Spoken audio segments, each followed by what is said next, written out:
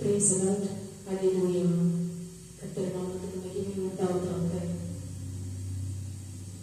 ஜனவரி மாதம் 5ஆம் தேதி மாதத்தின் முதல் ஞாயிற்றுக்கிழமை கர்த்தர் நம்மை மற்றமாக அழைத்ததற்காக அவருக்கு நாம் நன்றி செலுத்தி ஆராதித்து துதித்து நாம் மகிழ்ச்சியோடு அவரை நாம் ஆராதிப்போமாக. இன்றைய நாளில்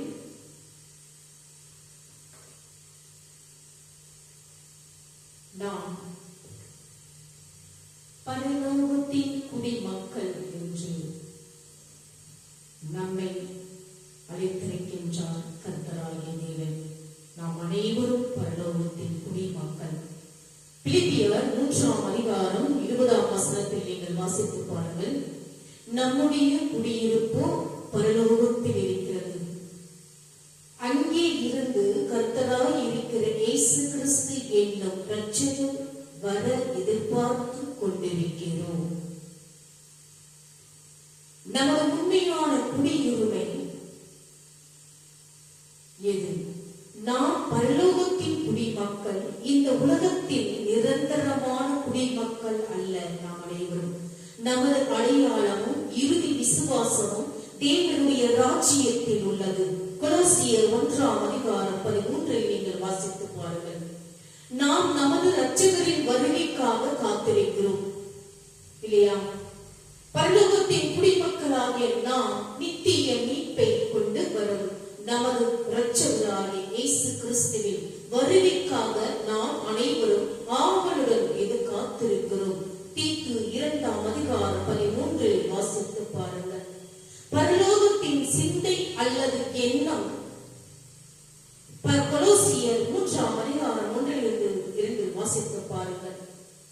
பரலோகத்தின் குடிமக்களாக நித்தியத்தின் வெளிச்சத்தில் வாழும் நாம் பூமிக்குரிய காரியங்களில் கவன சிதறல்கள் அடையாமல் நித்தியத்தோடு தொடர்புடைய காரியங்களில் நம் மனதை வைக்கும்படி அழைக்கப்படுகிறோம்.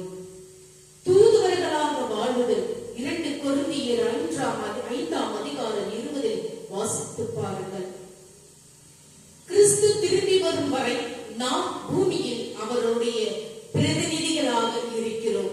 சமாதானம் மற்றும் நம்பிக்கையின் செய்தியை உலகத்துடன் பகிர்ந்து கொள்ள வேண்டும் நாம் அனைவரும்.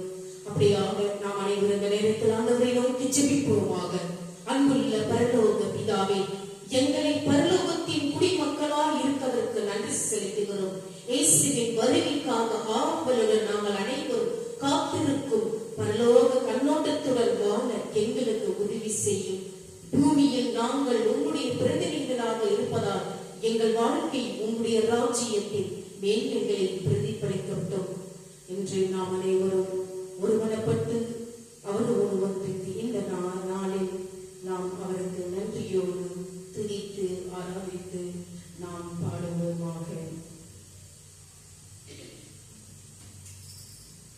நாம் ஆண்டவரை துதிப்பது மட்டுமல்லாமல் அவரோடு நாம் உரையாட வேண்டும்.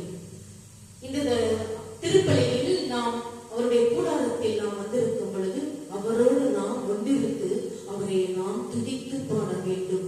அவர் நம்ம மேல் நம் மத்தியில் வாசம் செய்பவர், நம் நடுவில் வாசம் செய்பவர். அப்படியாக நாம் அவரை நாம் பரிசுத்த அலங்காரத்துடன் நாம் அவரை துதிக்க வேண்டும். அவர் நம் மத்தியில் உளவாடி கொண்டிருக்கின்றார். எங்கே 2-3 இருக்கின்றாரோ அந்த இடத்தில் நாம் வாசம் செய்பவர் என்று கர்த்தர் சொல்லுகிறார். அப்படியாக ஞாயிற்றுக்கிழமையில் நாம் அனைவரும் அவருடைய கூடாரத்தில் அவருடைய திருப்பலியில் நாம் பகிர்ந்து கொள்ள வேண்டும். அவருடைய தேவாலயத்தில் நாம் பகிர்ந்து கொள்ள வேண்டும். அவரை நாம் துதிக்கும் பொழுது நம் மத்தியில் அவர் நம்மளோடு உலாவிக் கொண்டிருக்கின்றார். அவரை நாம் பரிசுத்த சுத்தமான மனதுடன் அவரை நாம் ஆராதித்து அவரை பரிசுத்த அலங்காரத்துடனே அவரை நாம் தொழுக வேண்டும், துதிக்க வேண்டும், தியானிக்க வேண்டும், ஜெபிக்க வேண்டும் என்று இந்த நாளில் நம் அனைவரையும் கர்த்தர் நமக்காக காத்துக் கொண்டிருக்கின்றார் அவருடைய தேவாலயத்தில். அப்படியாக நாம் அனைவரும் நேரத்தில் துதித்து பாடுவோமாக.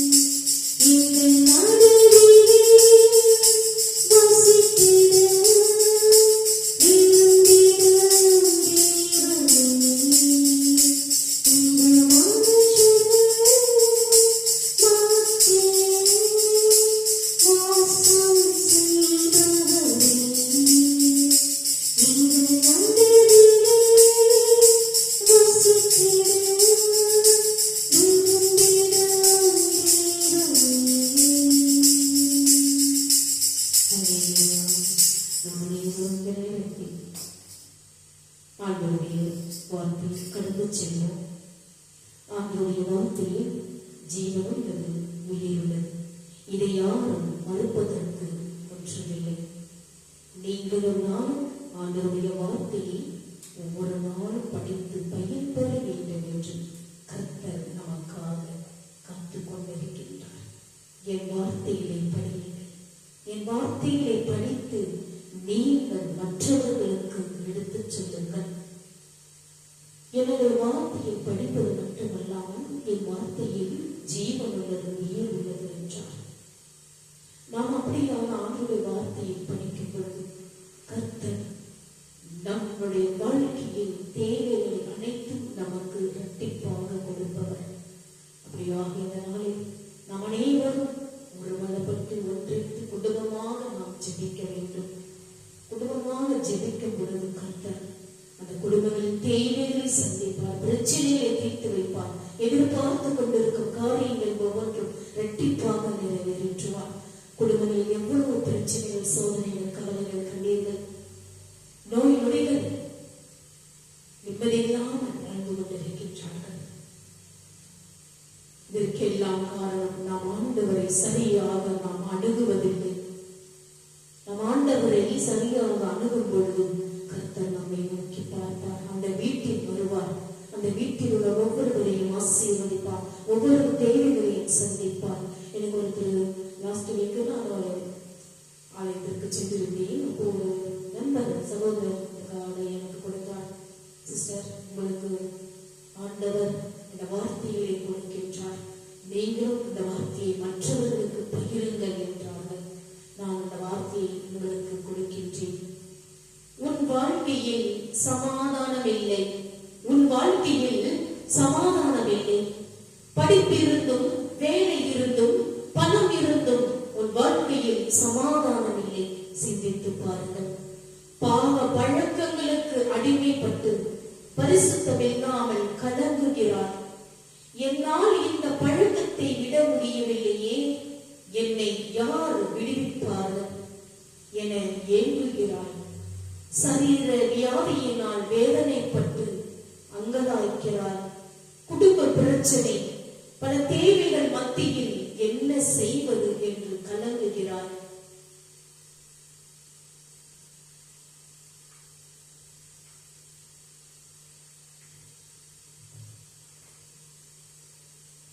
சமாதானம் இல்லாமல் துக்கத்தோடு ஒவ்வொரு நாளையும் கழிக்கிறாய்.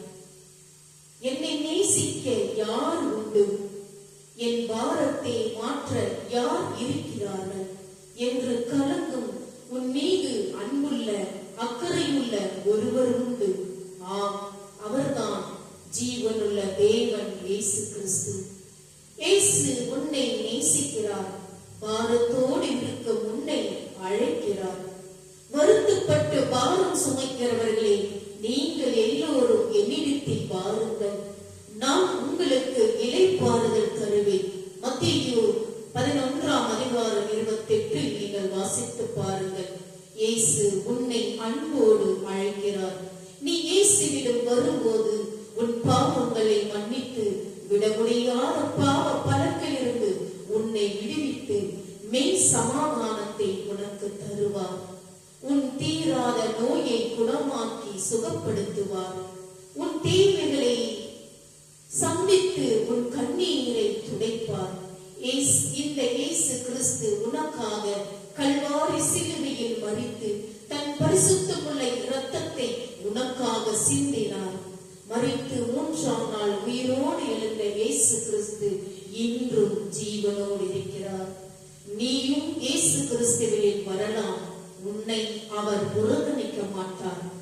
என் அன்பான சகோதர சகோதரிகளே, நீங்கள் பரிசுத்தம் இல்லாமல், சமாதானம் இல்லாமல், பாடுகள், வியாதிகள், கவலைகள், கண்ணீர்கள், துக்கங்கள் மத்தியில் இருக்கிறபடியினால் இயேசு கிறிஸ்து உன் மீது அதிக பாரமுள்ளவராக இருக்கிறார். உன் பாரத்தை மாற்றி சமாதானம் தர விரும்புகிறார். இன்றே நீ இயேசு கிறிஸ்துவிடம் வா, நம்பிக்கையோடு வா. அவர் உன் பாரத்தை மாற்றி தருவார். இயேசுவே, என் பாவம் உள்ளத்தில் வாரும் சமாதானத்தை தாரும் என்று நீ கேள் ஆண்டவரிடம். இயேசு கிறிஸ்து உன் பாவங்களை மன்னித்து மெய் சமாதானத்தை தருவார். இயேசு கிறிஸ்துவை குறித்து மேலும் நாம் ஒவ்வொரு நாளும் அறிய, நாம் ஒவ்வொரு நாளும் அவருடைய விவிலியத்தில், அவருடைய பரிசுத்த வேதாகமத்தில் நாம் ஒவ்வொரு நாளும் படித்து நாம் பயன்பெற வேண்டும் என்று இந்த நேரத்தில் நான் உங்களை தாழ்மையோடு கெஞ்சி கேட்டுக் கொள்கிறேன். அப்படியாக இந்த நாளில், இந்த நேரத்தில் நாம் அப்போஸ்தலராகிய பவுலடிகளார் எழுதிய 24ஆம் அதிகாரம் 1ஆம் வசனத்தில் வாசிப்பது கேட்போம். பேலிக்ஸ் முன்னிலையில் நீதிமன்ற விசாரணை. 5 நாளைக்கு பின்பு பிரதான ஆசாரியனாகிய அனனியா மூப்பர்களோடும் தெர்த்துல்லு என்னும் நியாய சாதனையனோடும் கூட போனான். அவர்கள் பவுலுக்கு விரோதமாய் தேசாதிபதியினத்தில் பிராணம் பண்ணினார்கள். அப்போஸ்தலர் பவுலடிகளார் 24ஆம் அதிகாரம் 1 வார்த்தைகளை வாசித்து பாருங்கள். செசரியாவில் உள்ள ஏரோதின் அரண்மனையில் பவுல் பாதுகாப்பாக காவலில் வைக்கப்பட்டிருந்தான். அவனது காவல் நீதியை பற்றியதல்ல, மாறாக யூதரிடையே ஏற்பட்ட கலகம் மத கலவரமாக மாற வந்ததை தடுப்பதாகும். எனவே பவுல் முறைப்படி குற்றம் சாட்டப்படவில்லை. அவன் ரோம சட்டத்தின்படி விடுவிக்கப்படவும் இல்லை. எருசலேமில் ரோம ஜனாதிபதியால் ஆலோசனை சங்கத்தாரிடம் பவுல் கைதியாகி செசரியாவுக்கு கூட்டிச் செல்லப்பட்டு விட்டதாகவும், பவுலை குறித்த காரியங்களை தொடர்ந்து கையாள விரும்பினால் அவர்கள் செசரியாவுக்கு சென்று தங்கள் புகாரை ரோம ஆளுநரிடம் நேரடியாக எடுத்துரைக்கலாம் என்றும் அறிவிக்கப்பட்டது. யூத தலைவர்கள் தங்கள் பிடியிலிருந்து பவுல் மறுபடியும் தப்பி சென்று விட்டதை அறிந்து ஆத்திரப்பட்டனர். பெரிய ஏமாற்றமாக கருதினர். ஆனால் அவர்கள் தோல்வியை ஒப்புக்கொள்ள தயாரவில்லை. சரியான திட்டமிடுதலுடன் வழக்கை தீவிரமாக நடத்த ஆயத்தப்பட்டனர். ரோம ஆளுநரான பேலிக்ஸ் முன் தங்களது குற்றச்சாட்டை முன்வைக்க 5 நாட்கள் எடுத்துக்கொண்டார்.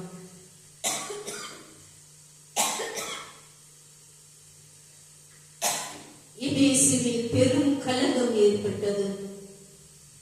திமேத்திரியும் தட்டான்களும் தங்கள் சுயநல நன்மைக்காக பவுலின் மேல் குற்றம் சாட்டின போது பட்டணத்து சம்பிரதாய விசாரணை செய்து கலகத்தை குறித்து உத்தரவு சொல்ல ஏதும் இல்லாதபடியினால் கூட்டத்தை கலர்த்திவிட்டார். பவுல் தேவ கிருபையால் தப்புவிக்கப்பட்டார். அப்போஸ்தலர் 19ஆம் அதிகாரம் 23 41 நீங்கள் வாசித்து பாருங்கள். யூதர்கள் எருசலேம் தேவாலயத்தில் பவுலை பிடித்து வெளியே இழுத்து வந்து கொலை செய்ய முற்பட்ட போது ரோம போர் சேவர்கள் விரைந்தோடி வந்து பவுலை காப்பாற்றினார்கள். அப்போஸ்தலராகிய பவுலடிகளார் எழுதிய 21ஆம் அதிகாரம் 27 40 வரை நீங்கள் வாசித்து பாருங்கள். வீட்டில் பவுல் யூத கூட்டத்தினரிடம் பேசும்போது கூட்டத்தின் கட்டுக்கடங்காத ஆத்திரத்தை கண்ட சேனாதிபதி உடனடியாக அவனை கோட்டைக்குள் அழைத்துச் சென்று பாதுகாத்தார். மேலும் ஆலோசனை சங்கத்தார் முன்னிலையில் பவுல் தண்ணீரை விளக்கம் அளிக்கும் போது சதுசேயர் பரிசேயருடைய பெரிய சச்சரவு ஏற்பட்டு பாதுகாக்கப்பட்டார். இப்பொழுது முற்றிலுமாக யூத கூட்டமில்லாத ரோம அரசு நீதிமன்றத்தில் விசாரணைக்காக காத்திருந்தான். கர்த்தருடைய கரம் அவனோடு கூட இருந்தது. யாரோடு கூட? அப்போஸ்தலராகிய பவுலடிகளாரோடு கூட ஆண்டவருடைய கரம் அவர் மேல் இருந்தது. இந்த முறை யூத தலைவர்கள் பவுலின் மேல் குற்றம் சுமத்தி தண்டனை கொடுத்துவிட வேண்டும் என்று நேரம் எடுத்து தீவிர திட்டத்துடன் செயல்பட்டனர். பவுலின் வழக்கு விசாரணை 5 நாளைக்கு பின்பு ஆரம்பமாகியது. பவுல் எருசலேமுக்கு போன முதல் இதுவரையிலும் 12 நாட்கள் மட்டும் ஆகியிருந்தது.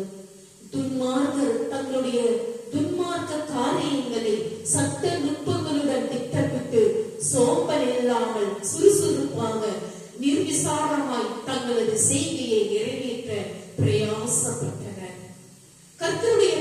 பிள்ளைகளாகிய நாம் அனைவரும் இந்த கடைசி நாட்களில் நன்மையான காரியங்களை பிரசங்கிக்கிறோம். கர்த்தருக்கு பிரியமான காரியங்களை செய்கிறோம். அவரது சித்தத்தை செய்து முடிக்க விரும்புகிறோம். ஆனால் சத்துருவானவன் எப்பொழுதுமே தேவ சித்தத்திற்கு விரோதமாகவும் தேவ சித்தத்தை செய்யவும் பிள்ளைகளுக்கு விரோதமாகவும் தொடர்ந்து செயல்படுபவன் என்பதை நாம் கவனத்தில் கொள்ள வேண்டும்.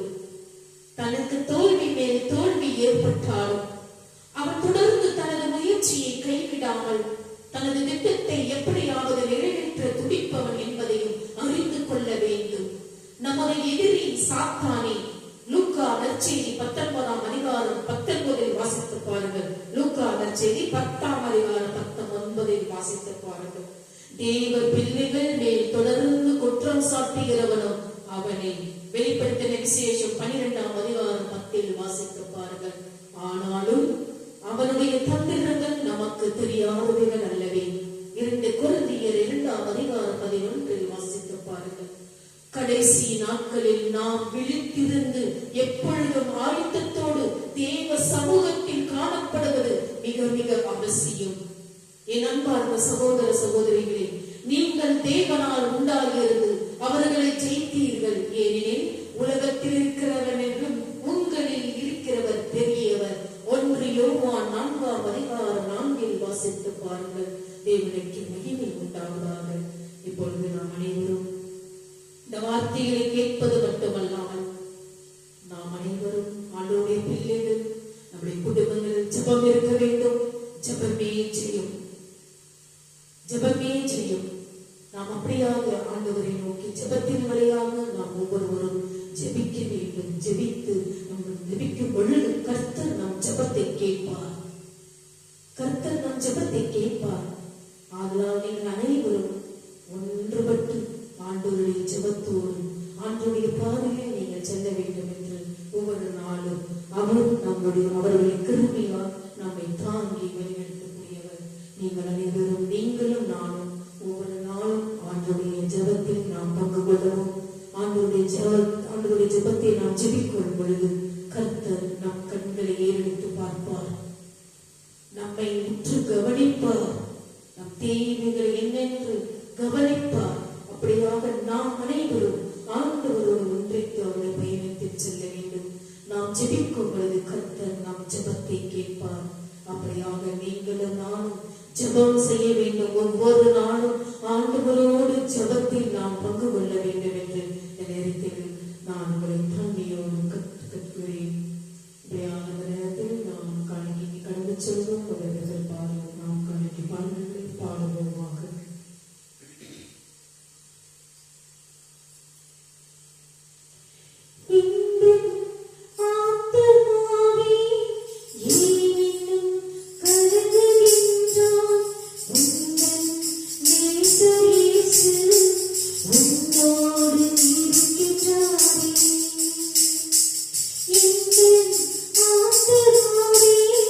Thank you.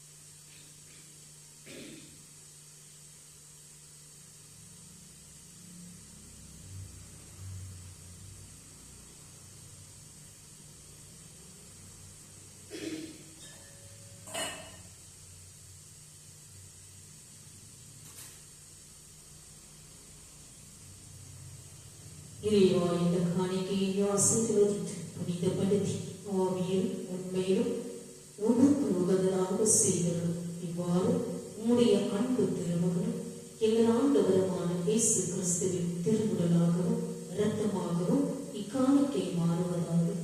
அவர் தாம் பாடுபடுவதற்கு முந்தின நாள் வணக்கத்துக்குரிய தம் திருக்கையில் அப்பத்தை எடுத்து வானோக்கி கண்களை உயர்த்தி எல்லாம் வல்ல இறைவனும் தம் தந்தையுமாகிய உமக்கு நன்றி செலுத்தி வாழ்ந்துரைத்து அப்பத்தை விட்டு தம் சீடர்களுக்கு அளித்து அவர் கூறியதாவது: அனைவரும் இதை வாங்கி உண்ணுங்கள், ஏனெனில் இது உங்களுக்காக கையளிக்கப்படும் என் உடல் என்றார்.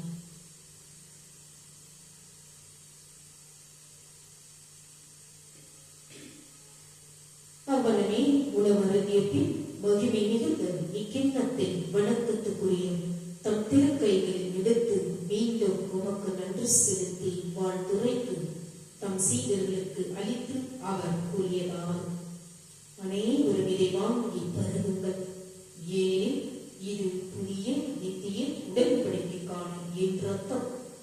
இது பாவ மன்னிப்புக்கென்று உங்களுக்காகவும் எல்லாருக்காகவும் சிந்தப்படும். இதை என் நினைவாக செய்யுங்கள் என்றார். நாம் அனைவரும் ஒரு மனப்பட்டு அவருடைய திருவுடலையும் திருரத்தத்தையும் பகிர்ந்து கொள்வோமாக.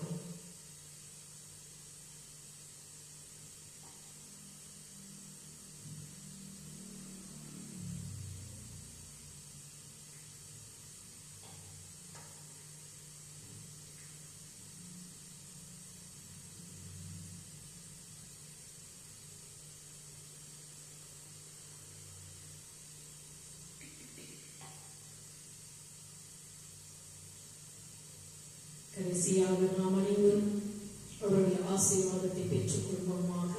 இப்பொழுது தலைவணங்கி அவருடைய ஆசீர்வாதத்தை பெற்றுக் கொள்வோமாக.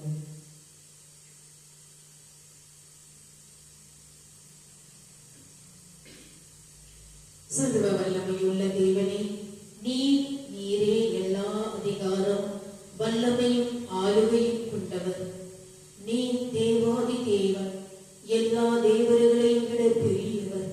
சாத்தான் எங்கள் சாதகமான சூழ்நிலையை தவறாக பயன்படுத்த முயற்சிப்பதிலிருந்து எங்களை நீர் பாதுகாத்துள்ளோம். அவனுடைய சூழ்ச்சிகளை அறிந்து கொள்ளவும் அவனுடைய வலையில் சிக்காமல் இருக்கவும் எங்களுக்கு நீர் உதவும். அவனுடைய தந்திரங்களை அடையாளம் காணும் ஞானத்தையும் பகுத்தறிவையும் அவனுடைய சோதனையை எதிர்க்கும் பலத்தையும் எங்களுக்கு நீர் தருவீராக. எங்களின் அன்றாட வாழ்க்கையில் உமது வழிகாட்டுதலையும் பாதுகாப்பையும் நாங்கள் எப்போதும் சார்ந்திருப்போமாக. பிதாவாகிய தேவனே, சோதனைகளை எதிர்த்து போராடுவதில் நாங்கள் தோல்வி அடையும் போதெல்லாம் நாங்கள் பரிதாபமாக உணர்கிறோம். பெரும்பாலும் நாங்கள் விட்டுவிட முனைகிறோம். அப்பா, எங்களை உயர்த்த உமது கரம் எப்பொழுதும் நீட்டப்படுகிறது என்பதை நினைவில் கொள்ள எங்களுக்கு உதவும்.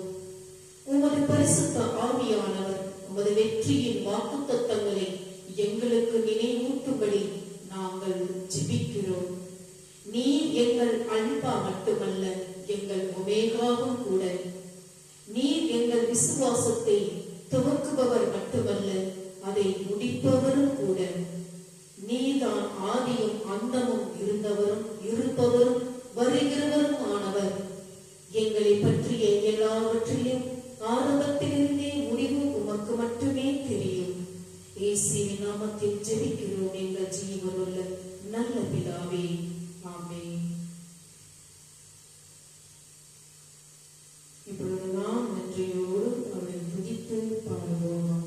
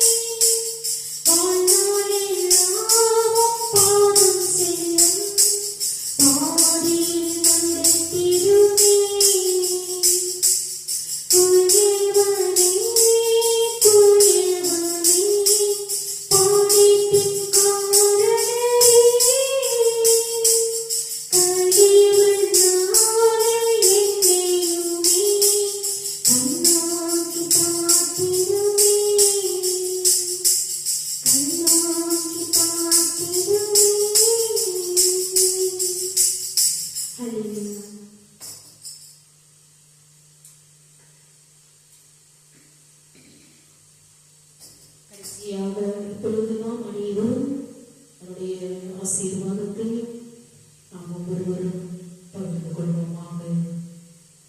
என் ஆத்துமாவே கர்த்தரை ஸ்தோத்திரி, என் முழு உள்ளமே அவருடைய பரிசுத்த நாமத்தை ஸ்தோத்திரி. என் ஆத்துமாவே கர்த்தரை ஸ்தோத்திரி, கர்த்தர் செய்த சகல உபகாரங்களை மறவாதே. நாம் அனைவரும் தலை வணங்கி அவருடைய ஆசீர்வாதத்தை பெற்றுக் கொள்வோமாக.